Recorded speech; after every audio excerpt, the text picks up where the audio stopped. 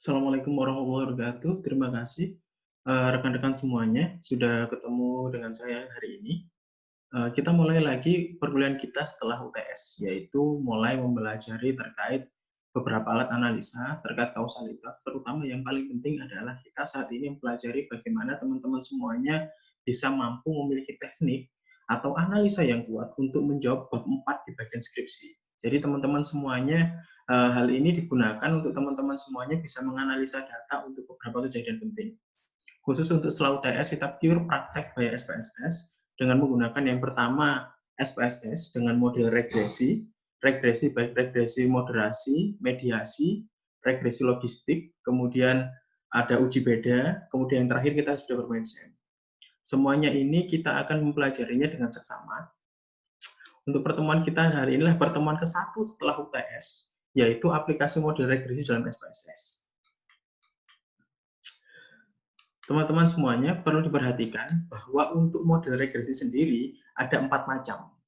4 macam yang secara umum kita kenal saat ini. Yang pertama adalah model regresi sederhana dan regresi berganda, di mana regresi sederhana adalah hanya ada satu variabel bebas dan satu variabel terikat. Seperti contoh bagaimana pengaruh kompensasi terhadap kinerja. Hanya ada satu arah saja. Sedangkan regresi berganda di sini adalah ketika terdapat lebih dari satu variabel, yaitu contoh ada satu variabel, yang pertama variabel kompensasi, yang kedua motivasi berpengaruh terhadap kinerja. Contoh-contoh variabel itulah yang ketika variabel independennya lebih dari satu variabel bisa mempengaruhi variabel-variabel yang lainnya. Contoh variabel kompensasi, variabel motivasi berpengaruh terhadap variabel kinerja. Itu adalah salah satu contoh regresi berganda. Seperti yang kalau teman-teman ingin tahu contohnya, rekan-rekan semuanya bisa lihat di pertemuan kita sebelum UTS. Kemudian yang kedua ada regresi mediasi. Regresi mediasi, jika sebelum UTS kita sudah mulai belajar yang namanya regresi berganda, multikoliniaritas, uji regresi berganda, uji asumsi klasik, baut uji normalitas, baik uji normalitas, multikoliniaritas, autokorelasi, heteroskedastisitas maupun uji linearitas. Semua uji sudah kita pelajari.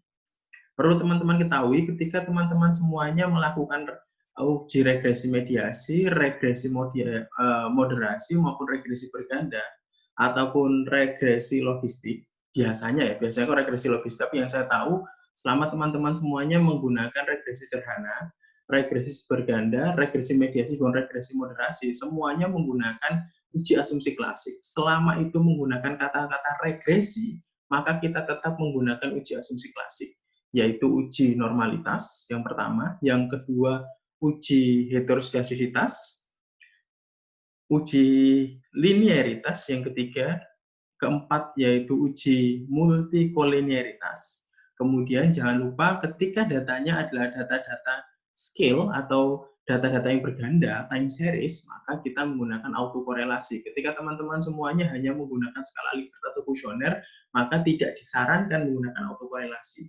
Karena uji autokorelasi pada uji asumsi klasik hanya disarankan ketika datanya seperti laporan keuangan atau data-data yang menggunakan terkait dengan waktu atau berkala, seperti itu.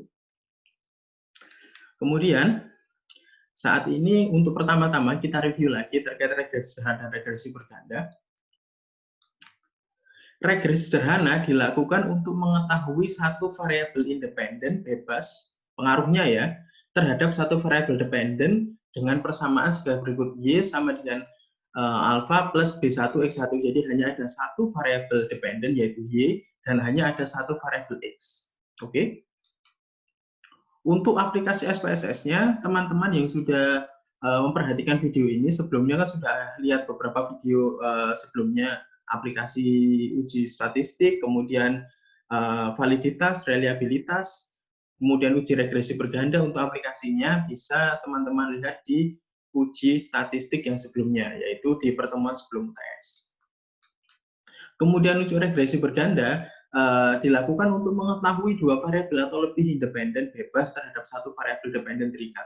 Lebih maksudnya adalah ketika Y dipengaruhi oleh X1, dipengaruhi X2, beta 1 adalah beta pengaruh ke 1, pengaruh kedua, XI adalah I-nya adalah ke. Jadi I I adalah I ke-1, I kedua, dan sekian. Regresi berganda tidak melihat berapa jumlah regresinya. Walaupun variabel bebasnya ada 100, sedangkan variabel dependennya atau variabel terikatnya hanya 1, maka kita tetap menyebutnya sebagai variabel regresi berganda. Kemudian untuk aplikasi SPSS-nya sama, bisa dilihat sebelum UTS ya. Kita hanya review saja. Kemudian model regresi sederhana yang akan kita pelajari saat ini pada pertemuan kita saat ini, pertemuan pertama setelah UTS atau pertemuan ke-8, kita akan membahas yang namanya regresi mediasi. Teman-teman semuanya sudah paham ketika kita kemarin sudah meneliti berbagai macam judulnya, apa itu seperti ketika ada kata-kata path analysis, mediasi, kemudian melalui, dan lain sebagainya. Saya yakin teman-teman semuanya sudah paham konsepnya. Sekarang kita akan mempelajari terkait konsepnya adalah teman-teman semuanya mempelajari yang pertama adalah dasar dari regresi mediasi. Regresi mediasi salah satu pengembangnya adalah Baron and Kenny. Nanti pada kolom-kolom deskripsi nanti akan saya berikan kepada ketua kelasnya salah satu artikel yang digunakan untuk melakukan resume atau merangkum artikel dalam bahasa Inggris untuk menangkap kita semua terkait bagaimana sih aslinya aplikasi statistik di bidang regresi itu. Aplikasinya seperti apa, dasarnya seperti apa. Orang seluruh dunia ketika melakukan regresi mediasi yang dirujuk adalah Baron and Kenny. Setiap orang, mayoritas orang-orang di dunia ini ketika melakukan uji regresi mediasi secara internasional ya, teman-teman semuanya menggunakan Baron dan Kenny. Untuk Baron dan Kenny sendiri, untuk artikelnya nanti saya share ke teman-teman semuanya. Saya berikan ke ketua kelasnya, nanti bisa tanya ketua kelasnya artikelnya seperti apa. Nanti setelah diresum pada pertemuan selanjutnya ketika regresi moderasi, kita akan mempelajari lebih dalam regresi moderasi itu apa, hanya memperkuat memperlemah, jumlahnya ada berapa, kemudian macam-macamnya ada berapa, kemudian cara melihatnya seperti apa, bedanya MRA, Moderated Regression Analysis, dengan model-model regresi yang lainnya. Modelnya seperti apa, caranya seperti apa, kita akan ketemu pada pertemuan kedua. Selain Moderated Regression Analysis, kita juga selain mempelajari MRA, teman-teman semuanya, kita juga akan mulai mempelajari yang namanya regresi logistik. Jadi untuk materi yang pembukaan ini kita berikan, kita sama-sama belajar untuk bagaimana mempelajari mata kuliah ini dengan lebih mudah. Untuk bagaimana caranya, prosesnya seperti apa, nanti teman-teman bisa lihat di bagaimana kita mengelolanya selama video ini berlangsung. Oke, yang kedua adalah kita perlu tahu apa itu model regresi mediasi. Regresi mediasi jika sebelumnya perbedaan yang paling kentara terlihat ketika antara variabel mediasi dengan variabel regresi berganda ataupun regresi sederhana adalah terlihat pada pengaruhnya. Jika kita semua belajar tentang regresi linier ataupun regresi sederhana, pengaruhnya adalah terlihat pada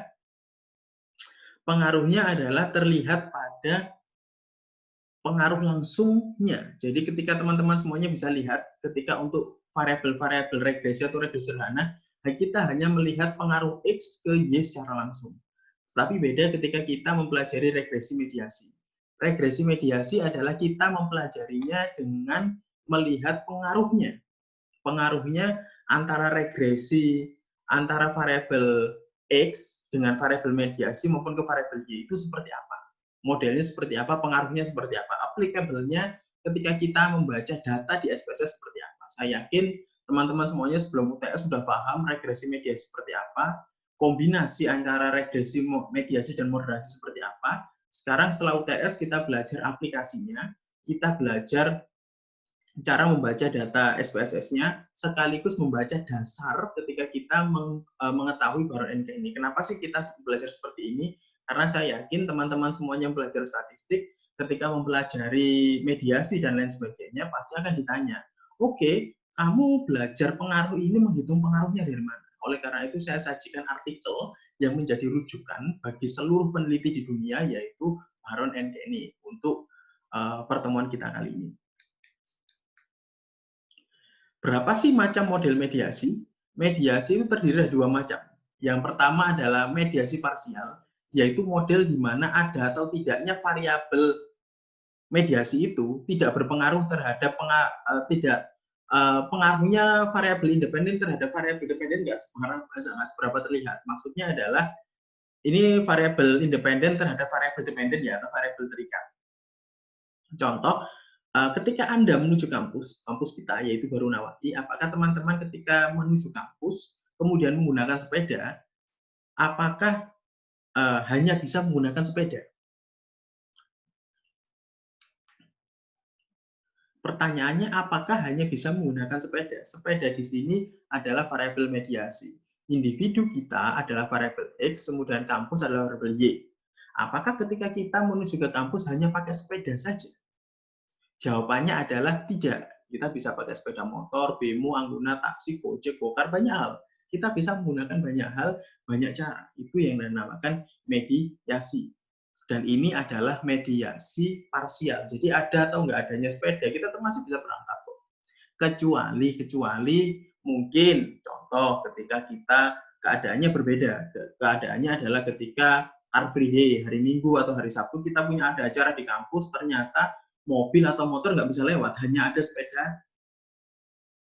sepeda ongkel saja. Maka yang kita lakukan adalah bahwa pada saat itu, kejadian itu, sepeda ongkel adalah variabel mediasi. Mediasi yang penuh atau sempurna. Ketika kita tidak bisa menuju ke kampus kita karena ada Car Free Day, kita hanya paling cepat menggunakan sepeda. Mungkin kita bisa jalan kaki, tapi kan tidak efektif. Kita di sini sedang membicarakan bagaimana efektifnya, bagaimana bisa dilakukan. Oke, kemudian mediasi yang selanjutnya adalah mediasi full atau mediasi penuh, yaitu model mediasi di mana pengaruh variabel independen terhadap variabel dependen sangat dipengaruhi oleh adanya variabel mediasi tersebut. Oke, ini adalah salah catat ya.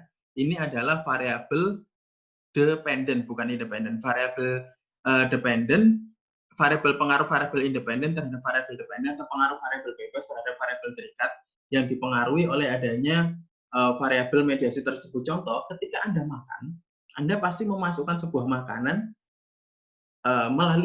ke dalam mulut melalui perut. Apakah Anda bisa memakan sesuatu tanpa memakan ya makanan wujud utuh normal? Apakah Anda bisa memakannya tanpa harus memasukkan dalam mulut? Jawabannya adalah tidak. Jawabannya adalah tidak. Ya, organ tubuh secara jawabannya tidak.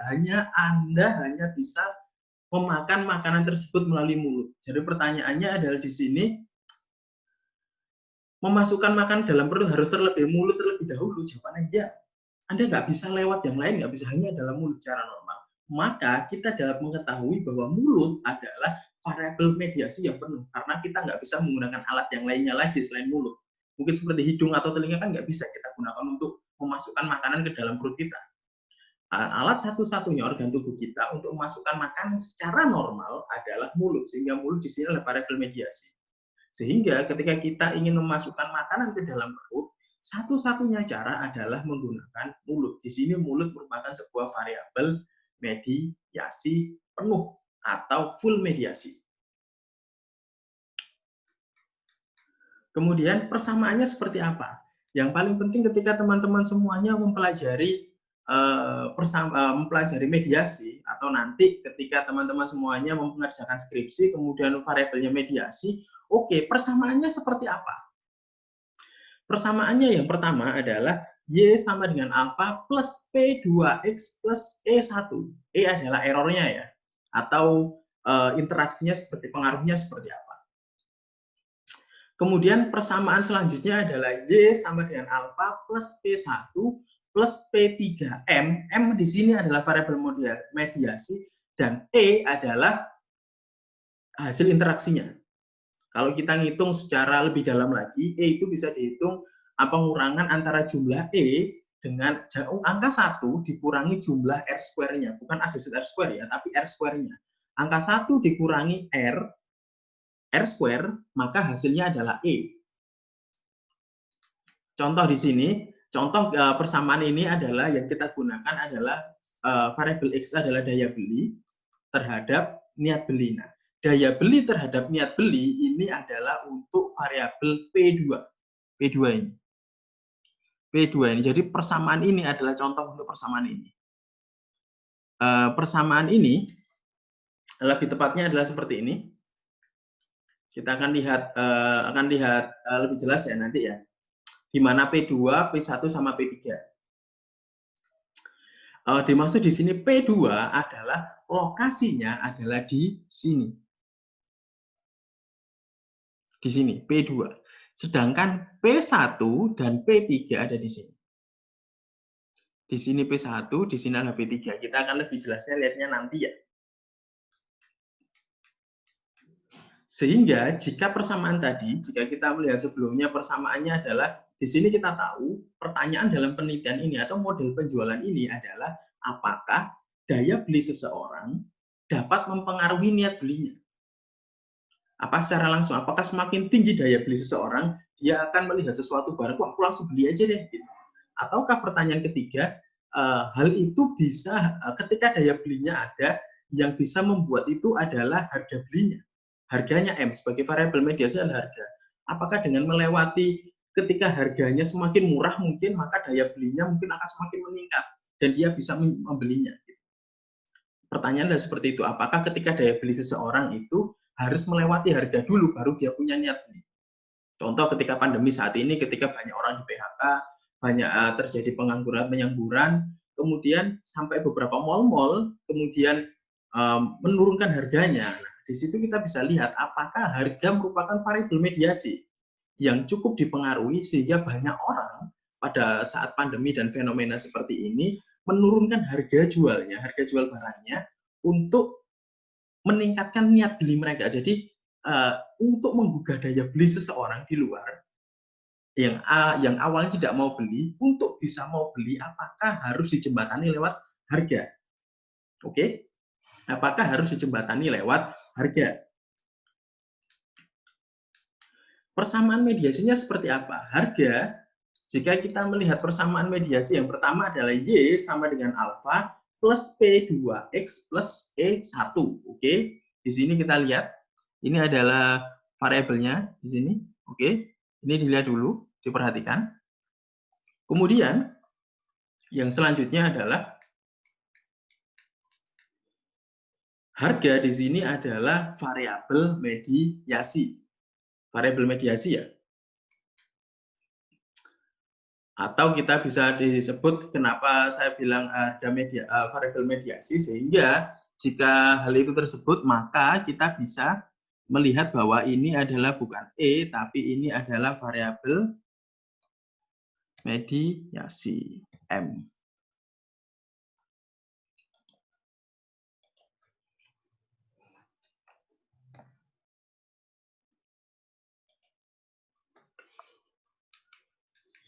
Sehingga hasil yang terlihat pada variabel tersebut adalah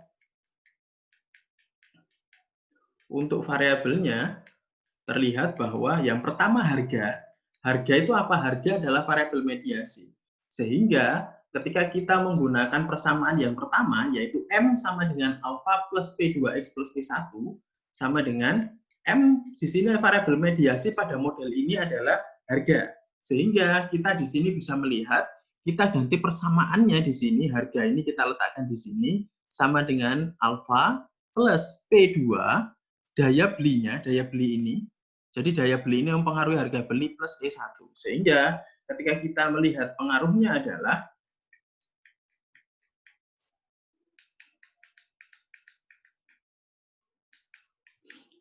sehingga di sini kita bisa lihat persamaan pertama adalah harga alfa plus P2 daya beli plus E1. Persamaan kedua adalah Y sama dengan P1 plus P3 sama dengan E2. E2 itu apa? Interaksi untuk persamaan pertama. Jadi ketika persamaan pertama adalah harganya, kita lihat harga dulu. Ini pengaruh dari X ke M dulu, kita lihat. Untuk regresinya sama. Regresi pertama yang kita lakukan adalah pertama daya belinya itu dalam regresi kita regresikan terlebih dahulu untuk satu kali regresi, satu kali persamaan ke M. Apakah hal itu signifikan atau tidak?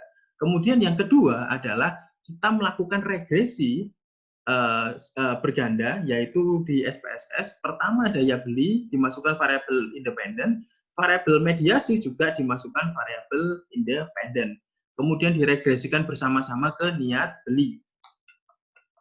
Sehingga ketika hal ini terjadi, maka kita akan ditanyakan bagaimana sih Pak aplikasinya ketika kita setelah kita tahu prosesnya seperti itu, apa yang bisa kita lihat di situ?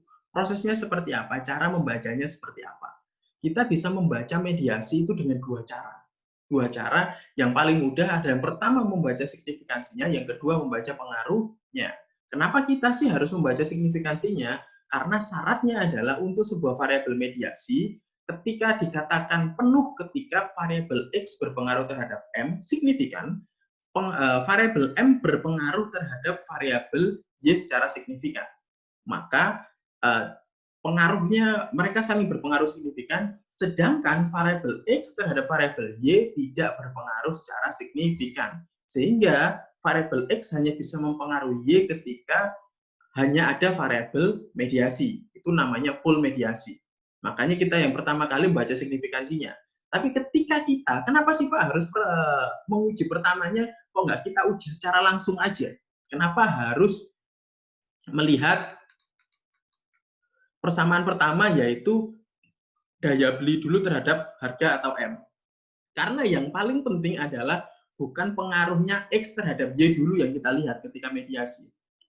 Yang perlu kita lihat adalah yang pertama adalah pengaruh antara harga dulu. Harga itu bisa dipengaruhi tidak dengan daya beli. Ketika ini persamaan pertama mengatakan ini adalah signifikan, antara harga beli, daya beli terhadap harga bisa signifikan pengaruhnya, maka untuk regresi selanjutnya kita bisa melihat pengaruhnya ke sini. Sehingga ketika ini juga signifikan, maka ketika persamaan pertama diregresi ternyata ini tidak signifikan, maka di situ kita sudah langsung bisa justifikasi bahwa model ini nggak mediasi. Karena mediasi yang diharuskan adalah ini harus signifikan, ini harus signifikan. Ini nggak signifikan nggak apa-apa.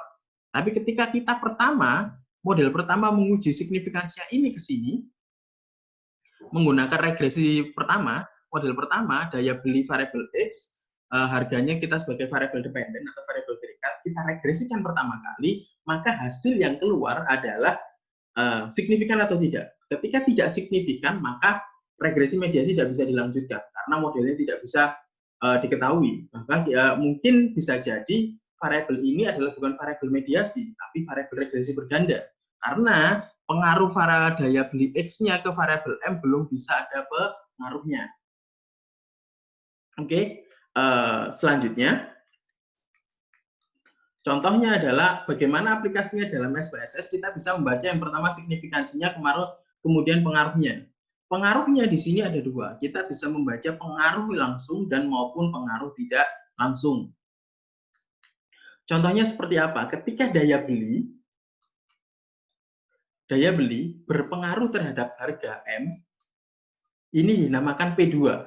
Lihat persamaan tadi ya, lihat persamaan mediasi pertama tadi, yang kita lihat apakah daya beli berpengaruh signifikan terhadap harga. Ketika dia berpengaruh signifikan, baik negatif atau positif ya, maka kita bisa melanjutkan persamaan tersebut. Ketika persamaan pertama tidak terjawab, maka kita tidak bisa melanjutkan ke persamaan kedua.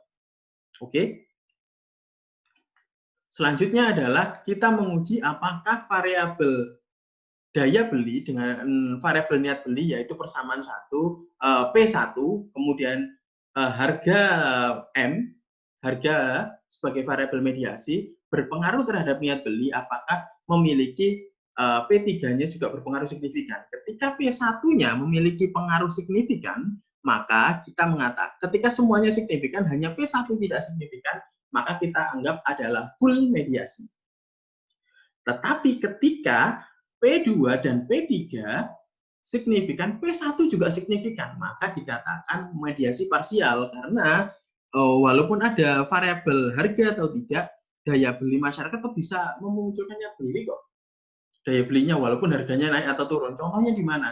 contohnya di barang-barang yang kebutuhan pokok, beras mungkin, minyak, gula, kecap, walaupun dia harganya murah atau mahal, contoh beras, harganya murah atau mahal dia tetap beli karena dia butuh itu.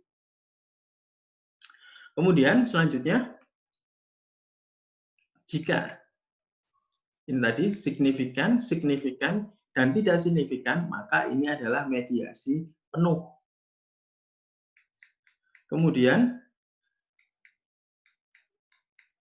ini adalah jika P2, P1, dan P3, lihat persamaan tadi ya, sama ya. Jika P2-nya signifikan, P3-nya signifikan, kemudian P1 juga signifikan, pengaruhnya juga signifikan semua, maka kita katakan ini adalah mediasi parsial. Oke, di sini paham ya? Kemudian membaca persamaan pertama, contoh ini kita salah satu output SPSS. Ketika teman-teman membaca output SPSS setelah melakukan uji validitas reliabilitas, uji asumsi klasik, yang terlihat adalah yang pertama kita lihat untuk uji persamaan pertama. Persamaan pertama adalah kita melihat pengaruhnya adalah daya beli adalah X1 atau variabel independen. Kemudian variabel dependennya adalah harga. Pak, kenapa ada tulisan total? Karena dari 3 indikator dari daya beli maupun 3 indikator dari harga total, 3 indikator semuanya dijumlah pada kolom harga total.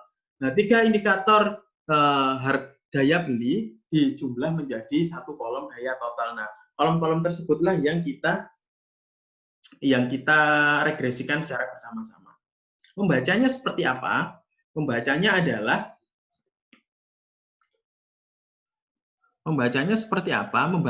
adalah jika nilai signifikansinya, lihat teman-teman semuanya bisa lihat ketika ada outputnya koefisien A, maka di sini kita bisa lihat bahwa ketika nilai signifikansinya 0,020, jika nilai signifikansinya di bawah 0,05, maka dianggap berpengaruh signifikan atau kita bisa melanjutkan ke persamaan kedua. Di sini kita tahu P2 persamaan pertamanya daya belinya berpengaruh signifikan terhadap mediasi, terhadap variabel mediasi. Kemudian yang kedua, membaca secara signifikan persamaan kedua adalah persamaan keduanya adalah ini adalah persamaan kedua ketika kita meregresikan kembali ya, yaitu persamaan kedua daya beli dan harga total kita regresikan kembali secara bersama-sama terhadap variabel Y yaitu niat beli. Ternyata setelah kita regresikan, ternyata harga itu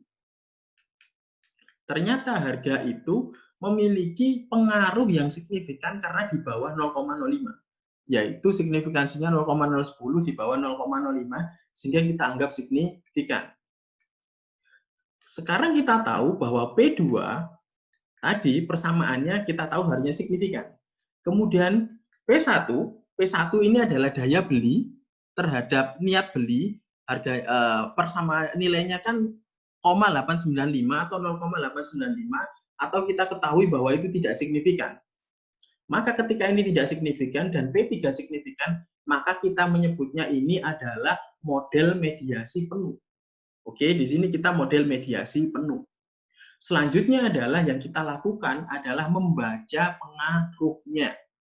Membaca pengaruhnya adalah dapat kita lihat pertama pengaruh tidak langsungnya dulu seperti apa.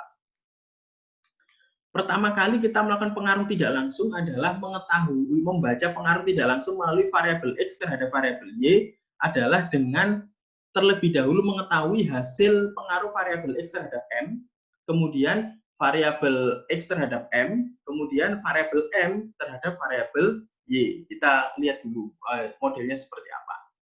Di sini kita tahu pertama kali yaitu variabel X terhadap M dan variabel M terhadap Y ini jumlahnya harus dikalikan terlebih dahulu ya.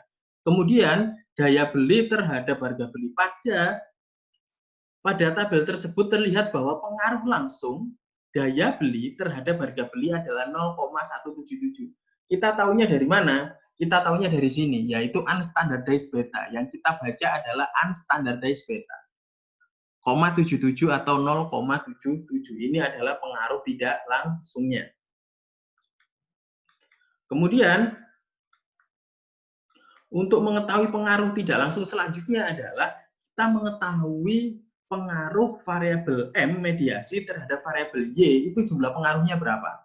Di sini kita tahu niat beli memiliki nilai pengaruh sebesar 1,670. Harga nilai variabel harga ya terhadap niat beli itu memiliki nilai sebesar 1,670. Sehingga nilai X terhadap M adalah 0,177 dan M sebesar terhadap Y sebesar 1,670. Betanya, beta untuk mengaruhi pengaruhnya yaitu 1,670. Sehingga di sini kita tahu nilainya 1,670 dikali 0,177. Sehingga hasilnya adalah 0,295. Sehingga pengaruh tidak langsungnya adalah hasil perkalian antara variabel X, hasil perkalian, hasil pengaruhnya, hasil jumlah pengaruhnya variabel X terhadap M dikalikan hasil pengaruh antara variabel M terhadap variabel Y.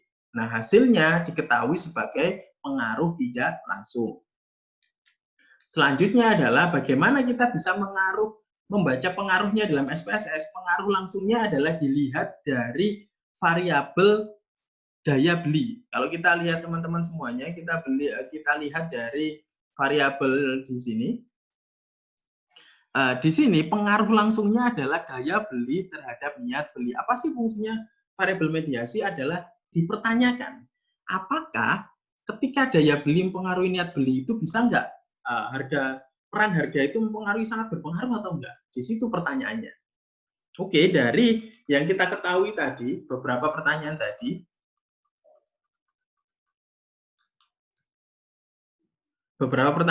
kita tahu secara langsung pengaruh X terhadap Y adalah dilihat dari daya beli terhadap niat beli. Di sini setelah kita membaca pengaruh variabel X terhadap Y adalah dengan hasil 0,118 atau 0,118. Dari nilai tersebut dapat kita ketahui bahwa pengaruh tidak langsung dari variabel mediasi, pengaruh langsung dari variabel mediasi, maksudnya pengaruh langsungnya ya dari model mediasi ini lebih kecil daripada pengaruh tidak langsung, yaitu pengaruh langsungnya sebesar 0,118, sedangkan pengaruh tidak langsungnya adalah 0,295.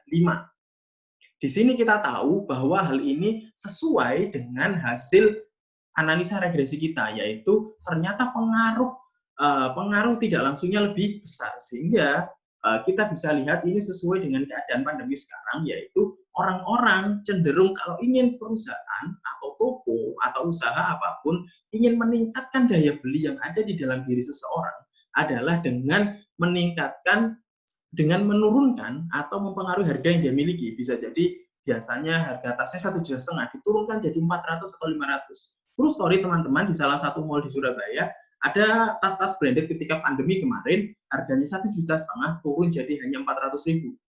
Maka teknik ini dengan kuesioner dan hasil ini sesuai dengan itu bahwa orang-orang jika ingin meningkatkan daya beli seseorang terhadap niat membelinya, menggugahnya, nggak hanya langsung mereka lihat terus beli, tapi mereka juga perlu distimulan,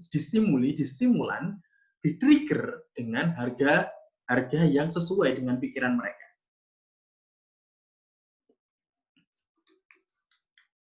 Oke, di sini adalah teman-teman semuanya sudah tahu. Saya yakin pada pertemuan pertama ini kita tidak membahas perkuliahan ini terlalu dalam atau terlalu detail.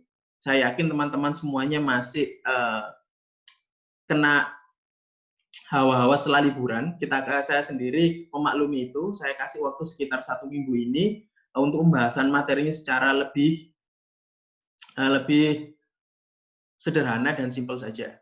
Oke, contohnya seperti apa Pak untuk aplikasinya sendiri dalam SPSS? Itu kan tadi cara membaca outputnya. Oke, kita bisa lihat caranya adalah seperti rekan-rekan semuanya bisa lihat dalam layarnya. di video tersebut adalah contoh kita langsung melakukan analisa. Analisanya adalah dengan cara seperti ini. Klik Analyze. Persamaan pertama adalah Analyze Regression. Regression linear, kita kasih persamaan pertama. Persamaan pertama adalah kita harus tahu daya beli terhadap harga seperti apa. Sehingga daya beli kita masukkan ke variabel independen. Kemudian harga kita masukkan variabel dependen. Persamaan pertama, lihat video atau PowerPoint yang sudah dibagikan tadi. Kemudian kita langsung oke loh, Pak, kenapa nggak pakai statistik linearity dan lain sebagainya? Kita asumsikan teman-teman semuanya sudah paham ya. Langsung kita aplikasikan saja. Ini untuk persamaan pertama. Persamaan pertama di sini bisa terlihat bahwa, ini contoh ya, contoh persamaan pertama di sini dapat terlihat dalam koefisiennya adalah bahwa daya beli berpengaruh signifikan terhadap harga. Karena apa? Karena signifikansinya 0,012 atau di bawah 0,05. Sehingga dikatakan signifikan.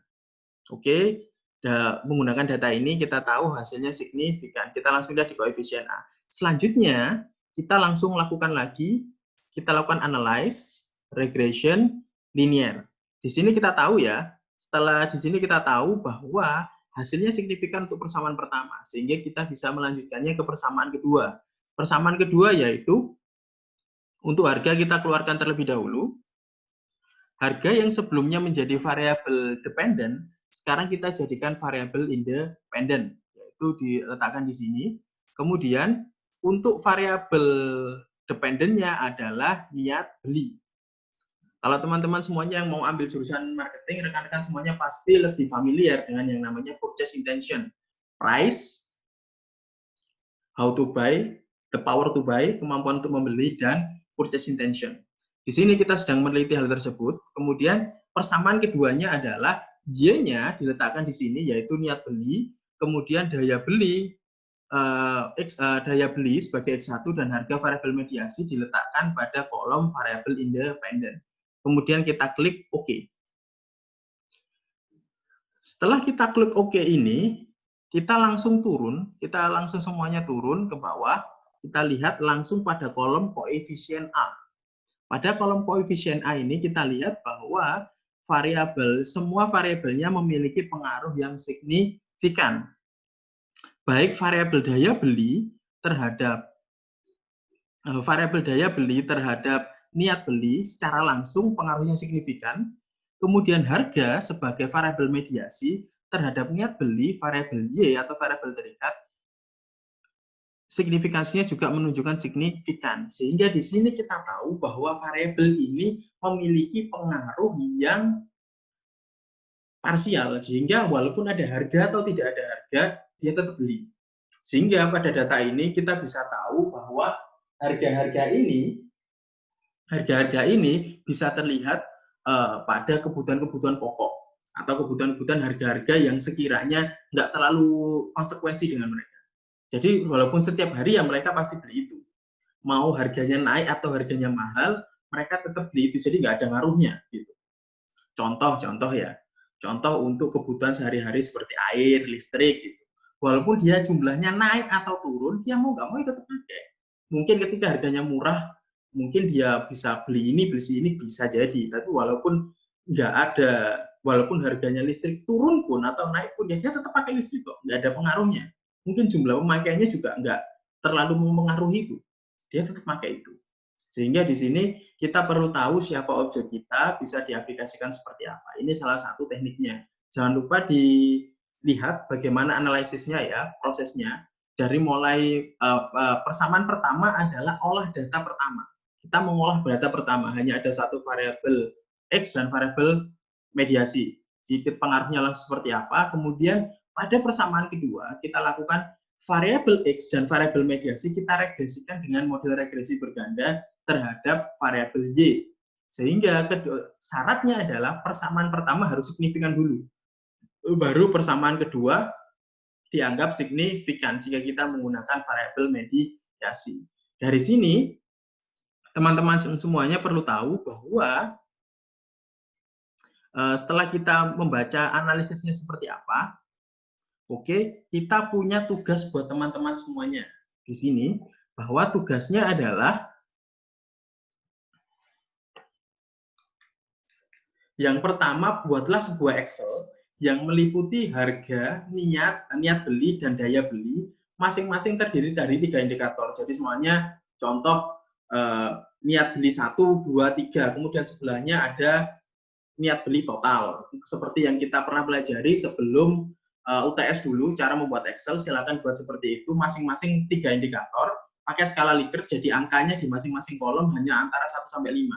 Jadi contoh kolom pertama 5, kolom kedua 3 gitu. Terserah silakan diolah sendiri, dibuat sendiri, dikumpulkan minggu depan ya. Kemudian yang kedua, buatlah rangkuman tentang model mediasi beserta gambarnya minim 3 halaman. Jadi setelah lihat saya jelaskan tadi, silakan diresum, bisa cari di internet dan lain sebagainya.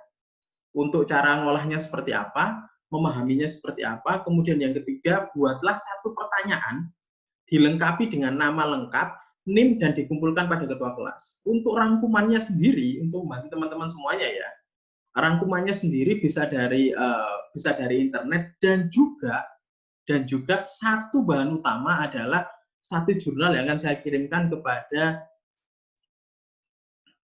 ketua kelas masing-masing kelas. Ya, silakan teman-teman semuanya dilihat. Ini adalah 3 tugas. Yang pertama bisa buat Excel-nya, tugas kedua adalah buat rangkuman, resume. Kemudian yang ketiga buat satu pertanyaan tentang variabel mediasi, tentang apapun itu. Modelnya, prakteknya, dan lain sebagainya. Saya harap teman-teman semuanya bisa kritis, kita diskusi di sini. Kemudian, Pak, kenapa yang nomor 2 itu harus buat Excel? Kan kita nggak aplikasi. Pertemuan terakhir dari UTS ini saya harapkan teman-teman semuanya sudah menguasai aplikasi yang cukup mahal di antara para peneliti, yaitu SEM PLS atau Structural Equation Modeling Partial Square. Ketika di sana sekali olah antara 3,5 sampai 5 juta untuk SEM PLS, teman-teman semuanya akan menginstal aplikasi tersebut di komputer masing-masing. Kita usahakan ya, saya akan membimbing lewat video. Dan aplikasinya juga trial juga selama 30 hari, sehingga kita sebelum applicable 1 minggu pertama saya contohkan caranya, kemudian minggu ke-6,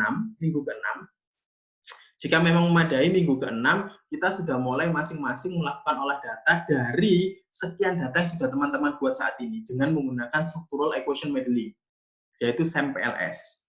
Kenapa sih, apa bedanya SEM PLS dengan regresi, modelnya, dan lain sebagainya, kita bahas di minggu ke-6.